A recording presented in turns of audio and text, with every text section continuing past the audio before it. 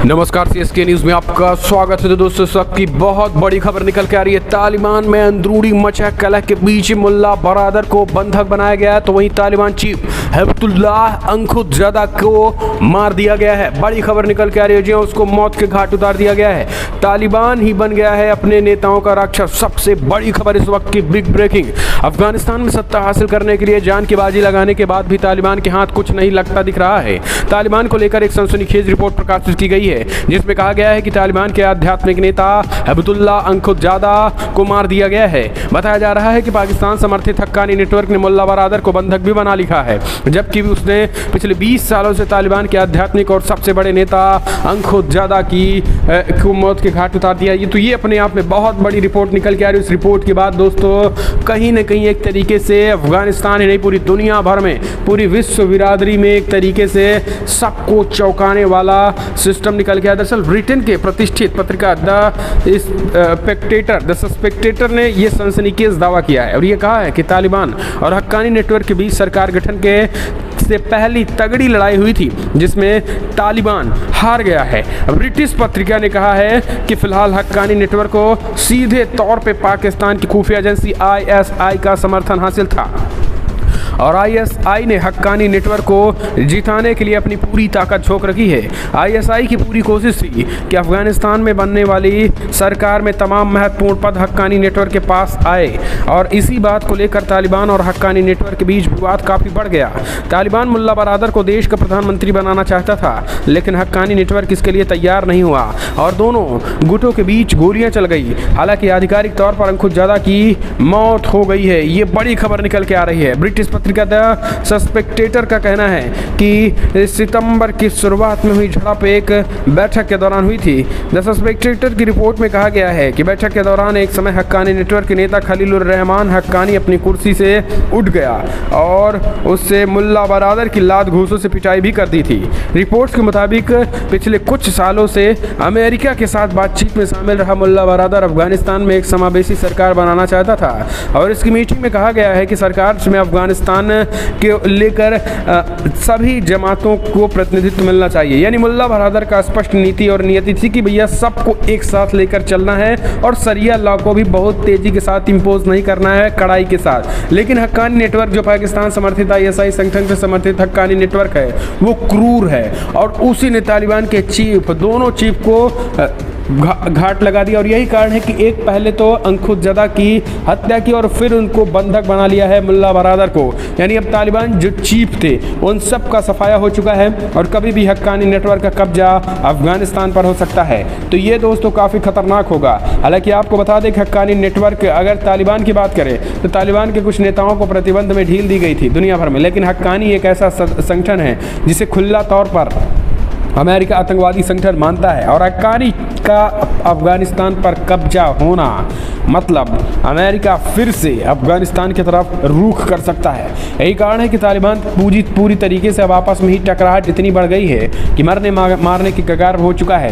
दरअसल आपको बता दें कि ब्रिटिश पत्रिका द स्पेक्टेटर ने कहा है कि सितंबर की शुरुआत में झड़प हुई थी और इसमें स्पष्ट कहा गया है कि हक्कानी नेटवर्क नेता खलीलुर रहमान हक्कानी अपनी कुर्सी से उठकर मुल्ला बरादर को जमकर लात घूंसों से पिटाई कर दी थी। रिपोर्ट्स के मुताबिक पिछले कुछ सालों में अमेरिका के साथ बातचीत में शामिल रहा मुल्ला बरादर अफगानिस्तान में एक समावेशी सरकार बनाना चाहता था और उसने मीटिंग्स में कहा है कि सरकार में अफगानिस्तान की सभी जमातों को प्रतिनिधित्व मिलना चाहिए। इसके साथ ही महिलाओं और अल्पसंख्यकों को भी उसने कैबिनेट में शामिल करने की मांग की है, लेकिन हक्कानी नेटवर्क उसके लिए तैयार नहीं हुआ है।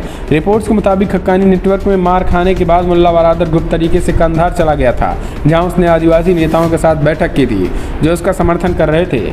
लेकिन ब्रिटिश पत्रिका ने दावा किया कि मुल्ला बरादर ने अपने जीवित होने का जो वीडियो जारी किया है, दरअसल वो वीडियो ज़बरदस्ती बनवाया गया है और उसे बंधक बनाकर रखा गया है।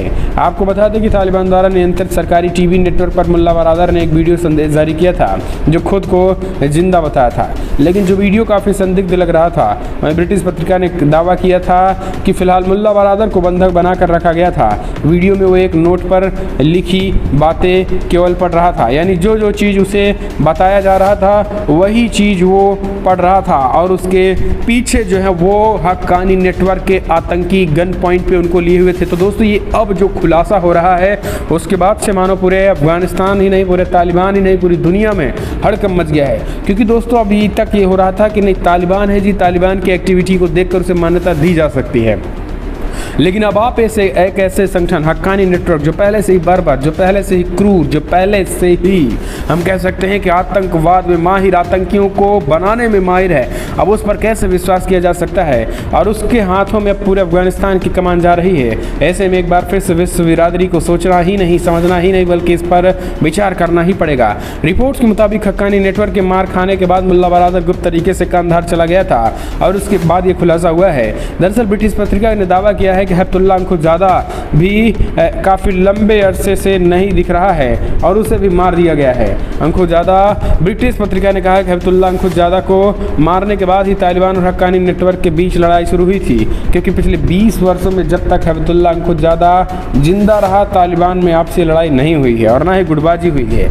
लेकिन सत्ता में आने के बाद तालिबान और हक्कानी के नेता कुत्तों की तरह लड़ रहे हैं। आपको बता दें कि पहला तालिबान और हक्कानी नेटवर्क अलग अलग था, लेकिन 2016 के आसपास तालिबान और हक्कानी समूहों का विलय हो गया और जब काबुल पर तालिबान का कब्जा हुआ तो उसमें फिर से हक्कानी नेटवर्क के नाम का जिक्र होने लगा।